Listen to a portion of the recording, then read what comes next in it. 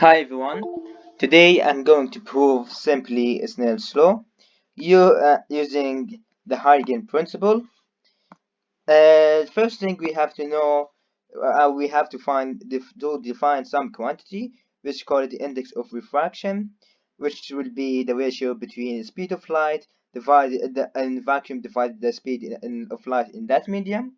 In case of a vacuum and a vacuum, it will be one. In case like in a vacuum, it will be one. In air, it will be almost 1. In other mediums, it will be more. So let's start by proving Snell's law. If we draw two rays, let's call the ray 1 and ray 2, which will be parallel to each other. And we define time t1 as the time in which ray 1 hits the surface.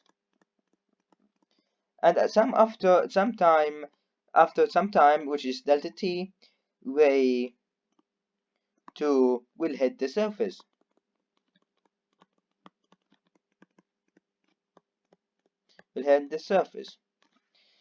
We know that the speed of any wave depends on the medium.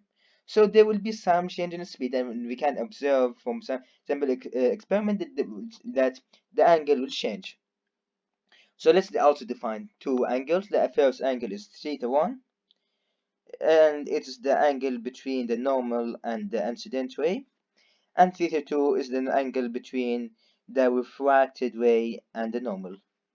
So theta 1, we defined theta 1 and theta 2. Okay. So since we have two waves, we know the direction of propagation will be that way. So this is the direction of propagation, as the arrow shows. This is the direction of propagation, and the wave front is always perpendicular to the direction of propagation. This is the wave front. This heads at t1. So after some delta t, this one will make some, let's take t1 and some t1 plus delta t. We take 2 points, point A and point B, and make it as a wavelet. So from P1, or the first point,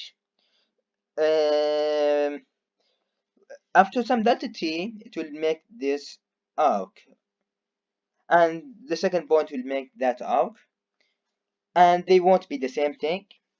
The arc BC will be equal to its speed of light in the first medium, times delta t, and AD will be the speed of second light times delta t. This is basically Huygens principle. Then, which will be little bit, let's define some little bit of geometry.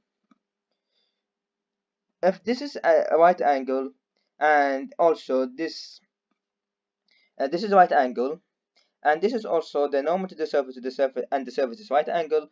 If this is theta, then this one is 90 minus theta 1, so this one is theta 1.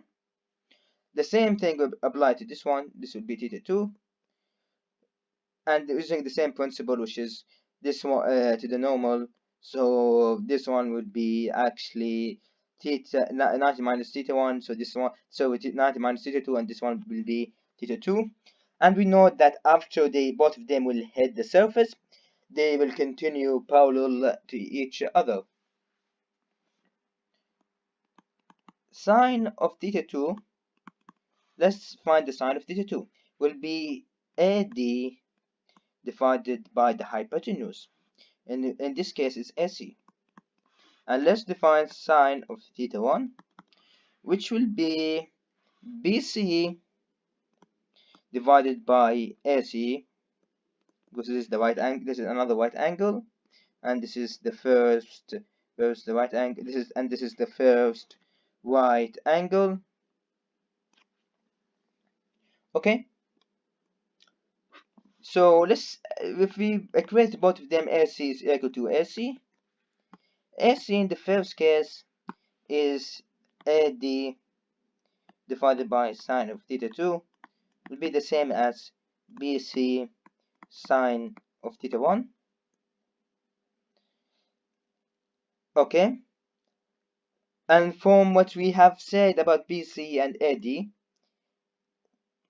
AD, let's see, is V2 delta t divided by sine of theta 2 will be equal to V1 delta t sine of theta 1.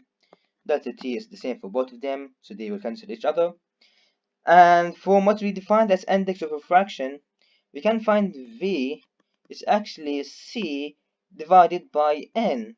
So V1 is C divided by N1, and V2 is actually C divided by N2. So let's substitute back the values. C divided by N2 sine of theta 2 would be V1, which is C again divided by N1 sine of theta 1. C and C will cancel each other, which is the same C, the same speed of light in vacuum by definition. We left by we left by N2 sine of theta 2 equal N1 sine of theta 1, which is Snell's law. This is the first proof of Snell's law using Huygen principle. We can also prove it using Fermat principle, but that's for another video.